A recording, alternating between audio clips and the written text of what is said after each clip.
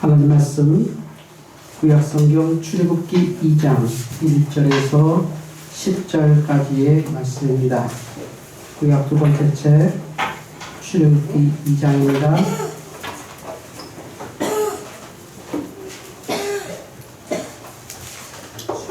출애굽기 2장 1절에서 10절입니다. 이 말씀은 하나님의 말씀입니다.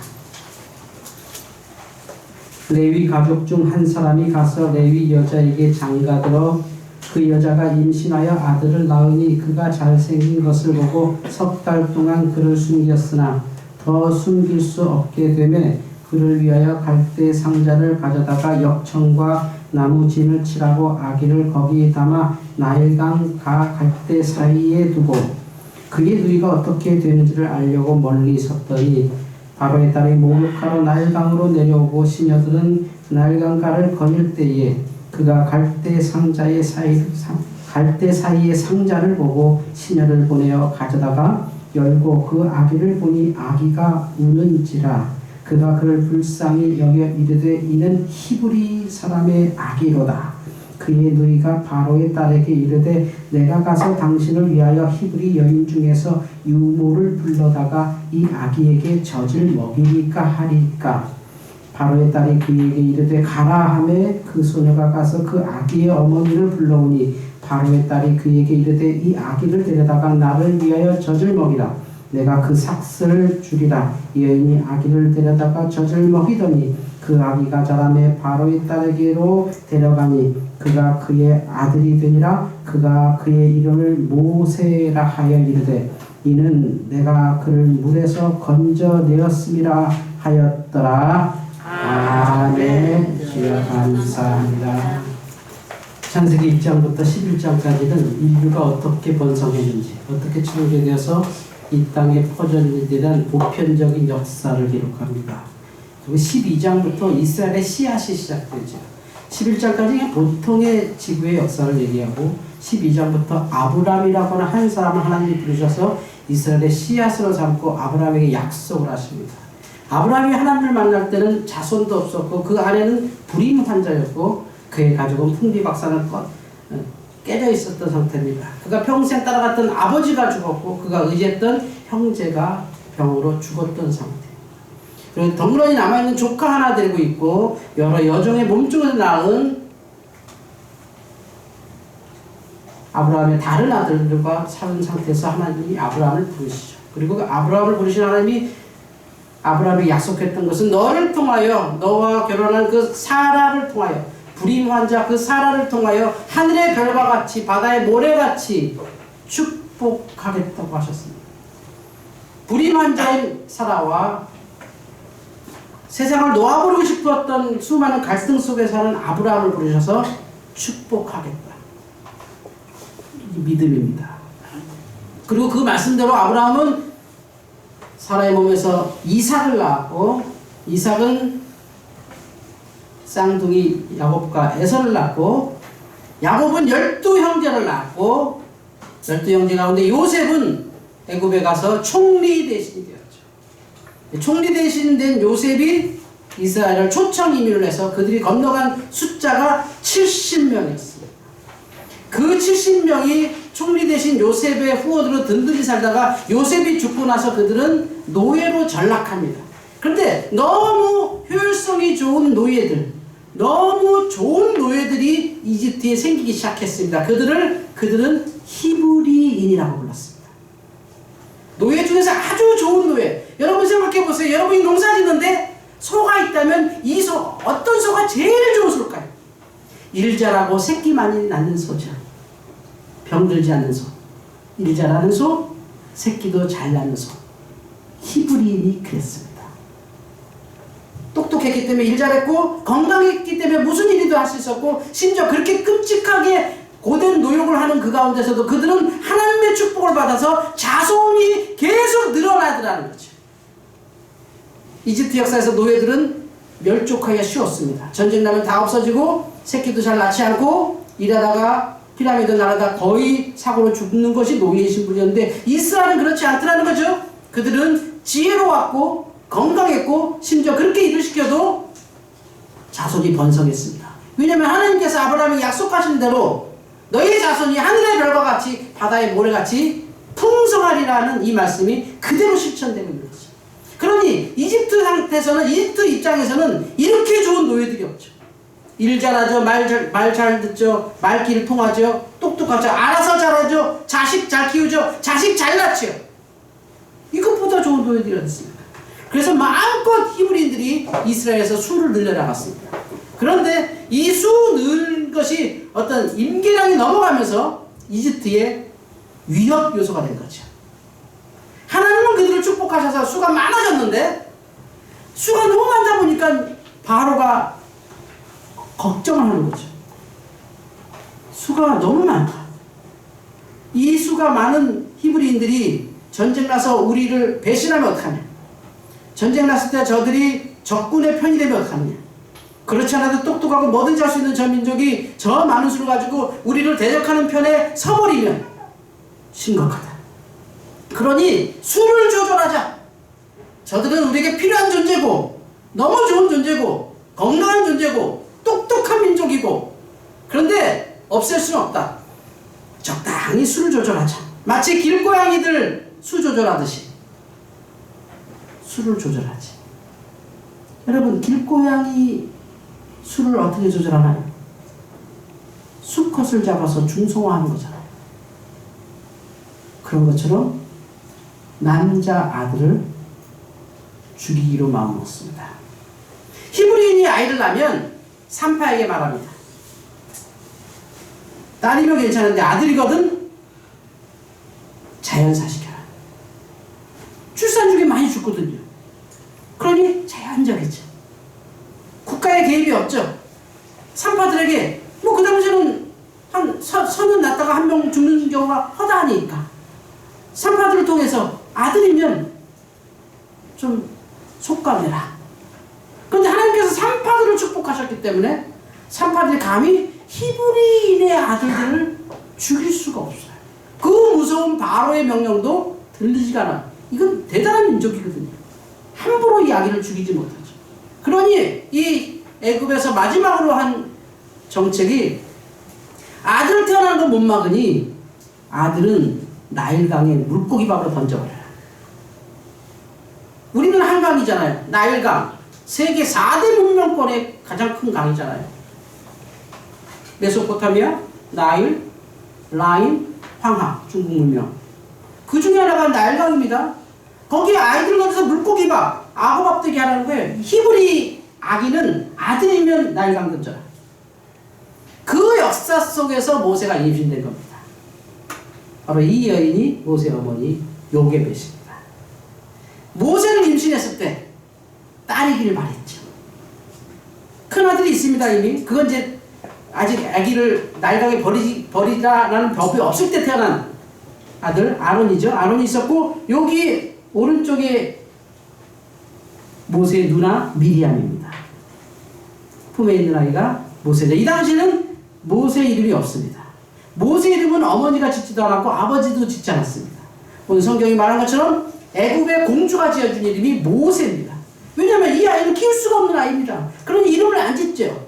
저희 세대만 해도 생년월일이 실제 태어난 날과 많이 달랐습니다. 왜냐하면 이 아이가 제대로 살아야 호적신고하지. 제대로 살지도 않는데 호적신고하면 불편하니까 두고 본단 말이지, 약한 사람들은. 그런 것처럼 모세에겐 이름이 없었습니다. 태어나니 아들입니다. 나일강에 버려야 됩니다. 버릴 수 없어서 출산 사실을 숨깁니다. 그러니 이 요게벳은 임신한 것도 가렸고 출산 때 소리 없이 애를 낳습니다. 그걸 봤더니 건강한 사내예요. 그래서 이제 마지막까지 버틴 건 뭐냐면 애가 없다고 치자. 꽁꽁 숨겨 키우는 거죠. 걸리면 나일강에 버려야 됩니다. 생사람을. 꽁꽁 키우는데 애가 너무 작습니다. 100일까지 키우고 마지막으로 나일강에 갈대 상자를 만다 이제 띄워버려야 돼요. 이 갈대 상자가 놀랍게도 창세기에 나온 노아의 방주와 구조가 같습니다. 역청을 바르고 물이 새지 않게 해서 아기를 그 안에 집어넣고 나일강 강가에 띄워 놓습니다. 날강에 잔뜩 쌓인 갈대숲을 출렁출렁 걸어갑니다. 내려갑니다. 그리고 그 갈대숲을 따라서 끝없이 미리암, 모세의 누나가 그 모세가 담긴 갈대 상자를 보면서 나일강을 첨벙첨벙 쫓아갑니다. 그 상태에서 바로의 딸이 목욕하고 있는 곳까지 도착합니다.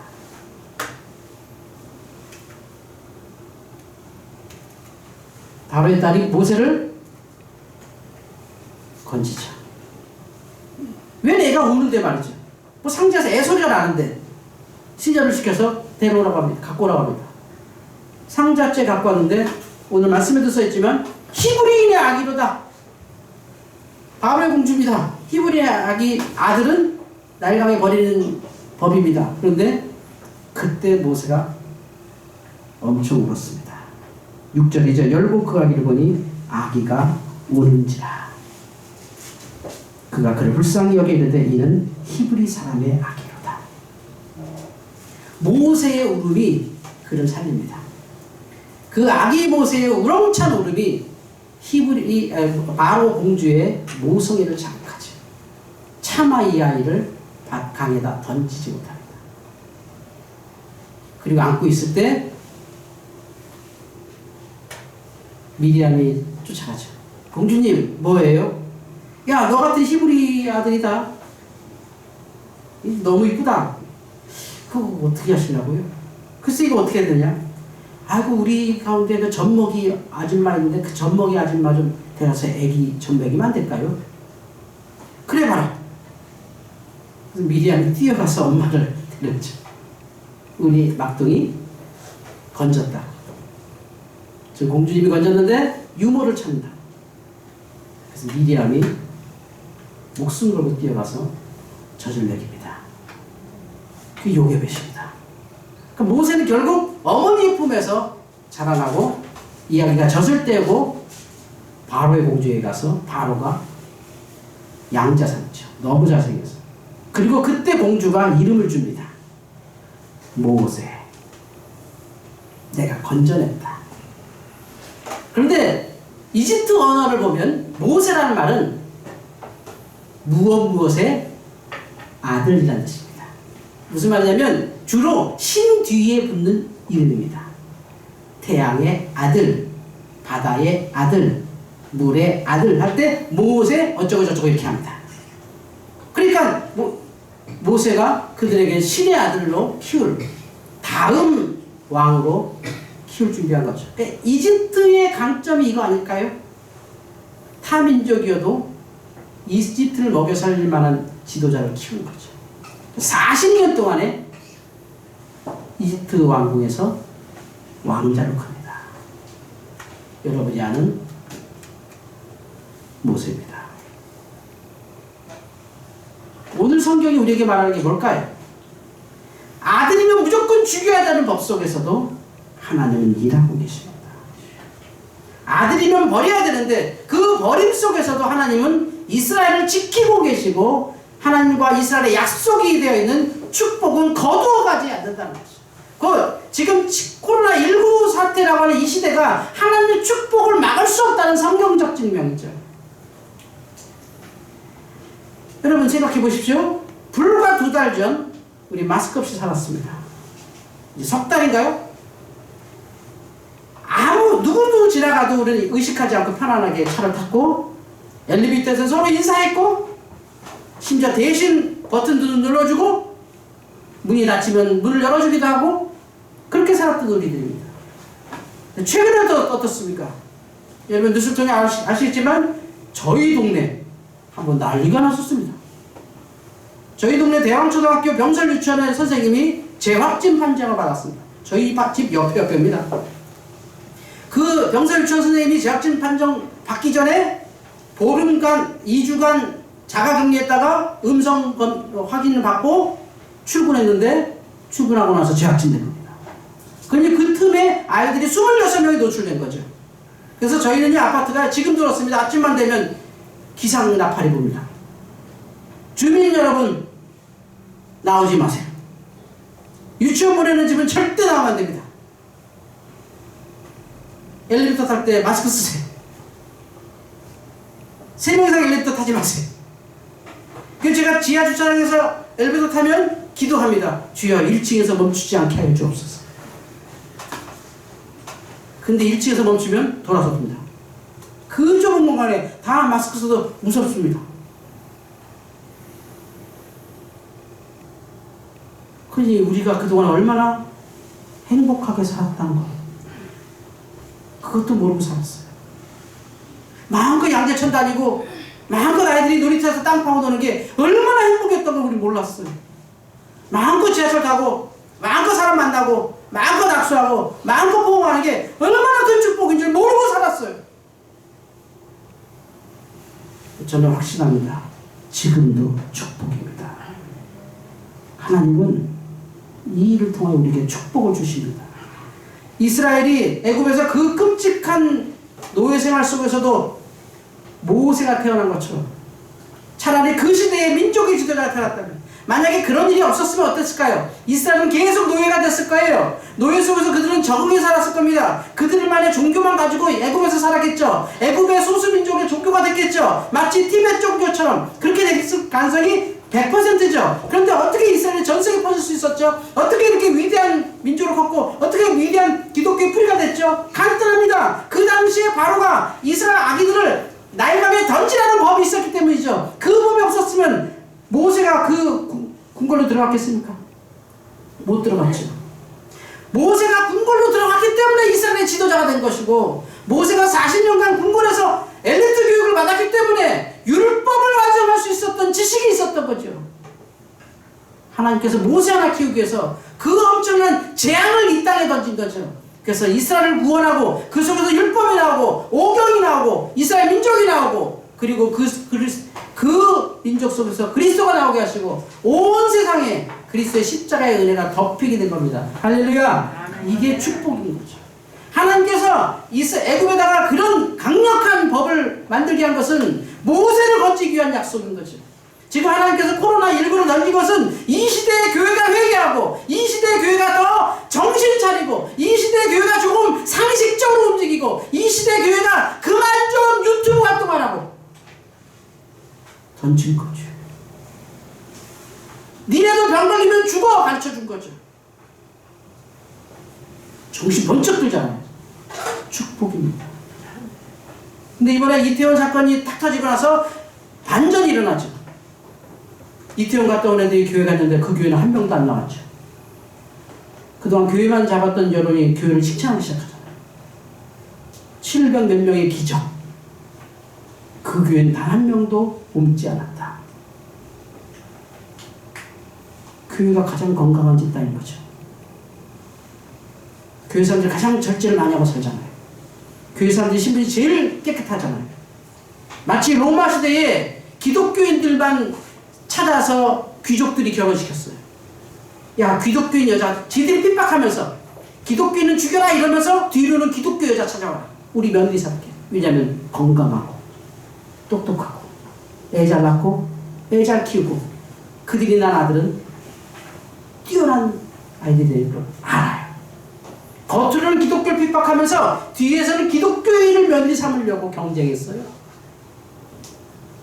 지금 저는 이 코로나 사태를 통해서 차라리 교회가 이렇게 세상에 오픈되고 차라리 교회가 이렇게 핍박받는 게 실제 교회가 얼마나 건강한 존재인지를 드러내는 하나님의 도구라고 믿습니다. 하나님께서 애굽에 이런 재앙을 내리지 않았다면 모세가 그런 교육을 어디서 받아요? 모세는 똑같이 그냥 채석장에서 돌 뜯어 죽겠죠. 근데 그는 바로의 최고의 교육을 받았고 황제 교육을 받은 사람이에요.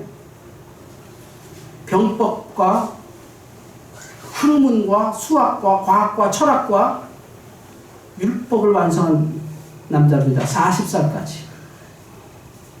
그리고 40살 이후에 40년간 도망가서 혼자 살고 인생이 끝날 것 같은 80세에 하나님의 부름을 받아서 120살까지 이스라엘의 지도자가 되죠.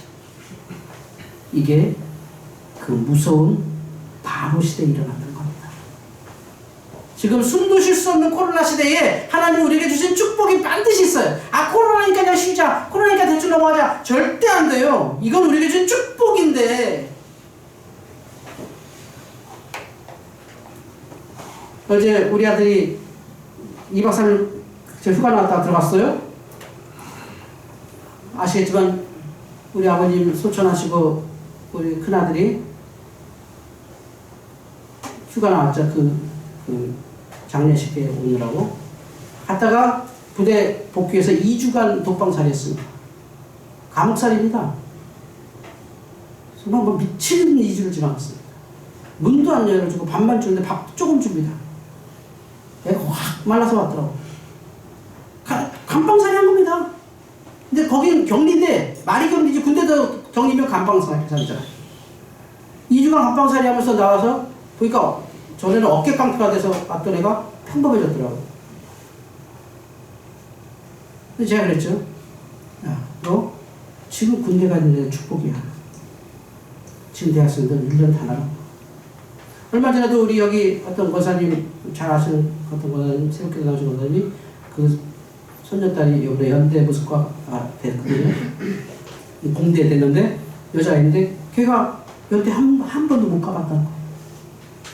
1학기는 없습니다, 연대. 차라리 그때 군대 가는 게 얼마나 좋습니까?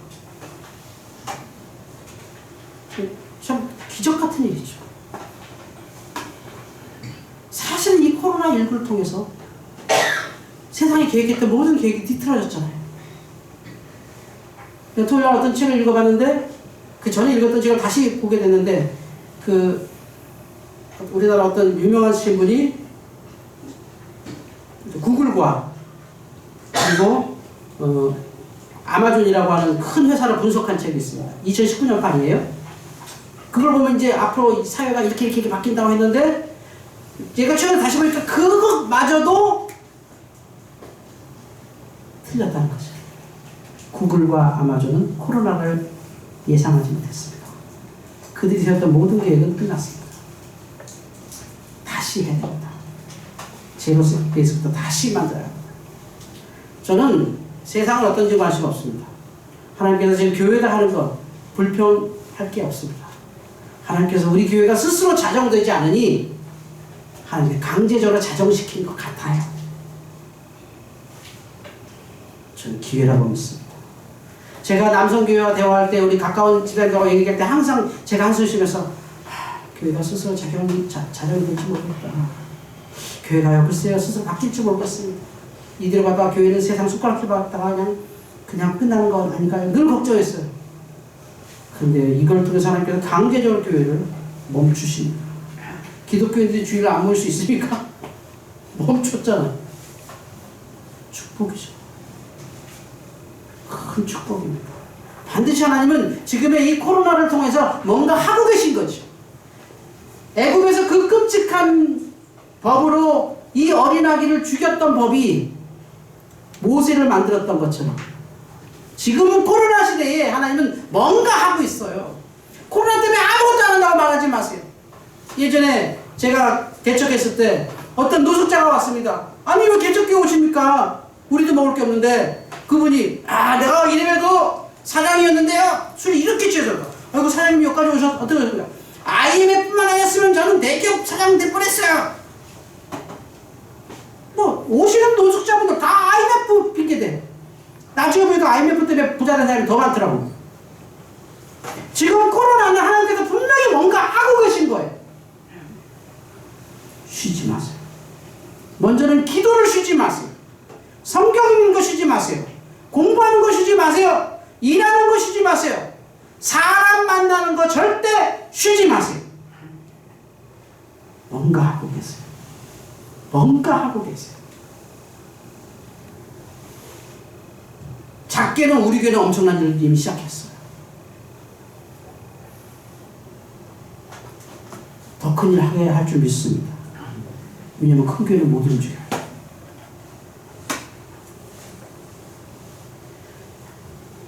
성도 여러분, 모세 바로 그 악법이 만든 하나님의 영웅입니다. 그 끔찍한 시대에 태어난 아기였습니다. 악어의 밥이 될 뻔한 아기였습니다. 물고기 밥이 될 뻔한 아기였습니다. 그걸 통해서 모세라는 위대한 지도자가 이스라엘에 등장합니다. 만약에 그 악법이 없었다면 우리 모세를 못 만났을 겁니다. 채석장에서 돌 뜨는 노예밖에 안 됐을 겁니다. 그저 말 잘하는 말쟁이로 끝났을 겁니다. 그런데 40년간 바로의 공주의 아들로 살았습니다. 황제 교육을 받았고요. 40년간 광야에서 침묵 교육 받습니다.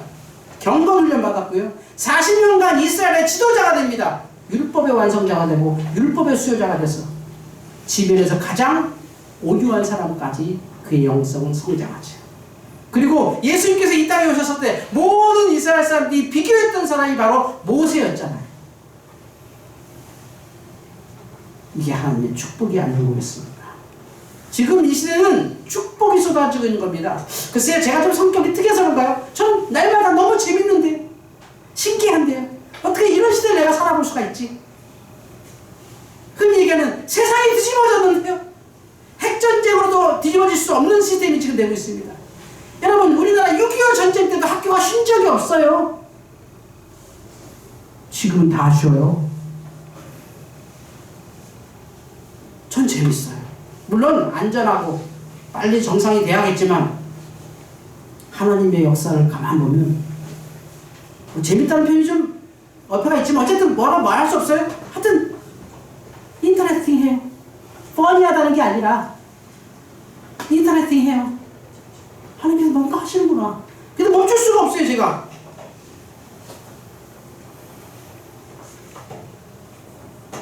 성도 여러분, 지금 여러분은 축복의 시대에 살고 있어요. 그 축복을 움켜잡으세요. 모세처럼. 분명히 누군가 축복받고 있어요. 아마존 구글 예상 못했어요. 구글의 그 어마어마한 시스템이 이거 예상 못했어요. 뭐 미국 대통령 정신없어요. 심지어 무슨 뭐 소독약 마시면 되는 거 아니야? 이런 정신 나간 소리까지 해요. 영국 총리 코로나 걸렸었어요. 심지어 영국은 총리가 죽은다 하면 어떡하지? 이런 것까지 준비했었던 나라예요. 세상에서 제일 복지국가라고 하는 스칸디나비아 3국, 뭐 스웨덴 이런 나라 지금 코로나 걸리고 나니까요. 얼마나 미개한지 막 드러나요. 물론 상대적인 거지만 우리나라 너무 좋잖아요. 아, 우리가 똑똑하구나. 이태원 터지자마자 다 마스크 써요. 제가 5월 5일날 어린이대공원 동물원 갔거든요. 원래는 과학관, 주아랑 과학관 보러 갔는데 과학관이 문을 닫아가지고 그 옆에 동물원 갔는데 그때는 다 풀었어요. 그래서 이렇게 풀어도 되나? 그랬는데 아니나 다를까 뭐 3일 있다마자 뭐 1번, 2번, 3번, 4번 막 보여. 지금 4차 감염. 내가 걸리고 우리 가족이 걸리고 그 사람의 친구, 그 친구의 친구 이렇게 걸려까지 갔어요. 지금 다 마스크 쓰고. 그러니까 우리는 똑똑한 민족인 건 맞아요. 이 대한민국도 상당히 선도적인 역할을 하고 있다. 이 정도 노하우를 갖고 있다. 교회는 더 하고요. 여러분 각계 있는 지금 축복의 기회를 잡은 겁니다. 우리 같은 소시민이 어떻게 이렇게 만들 수 있어요? 우리가 어떻게 이렇게 꿈 같은 세상을 살 수 있어요? 아무도 못할 때 할 수 있는 거. 우리 같은 자궁기가 어떻게 할 수 있어요? 이제 하잖아요, 우리가. 하나님은 언제든지 어디서든지 일하십니다. 모세를 통하여 역사하신 하나님, 지금 우리를 통하여, 여러분을 통하여, 여러분의 자녀를 통하여 일하고 계십니다. 이 축복을 붙잡는 믿음의 사람 되기를 주 여러분 축원합니다. 기도하겠습니다. 감사합니다, 주님. 축복의 시대인 것을 알게 하시고 믿음으로 살아 이 축복 붙잡게 하여 주옵소서. 예수님의 이름으로 기도합니다. 아멘.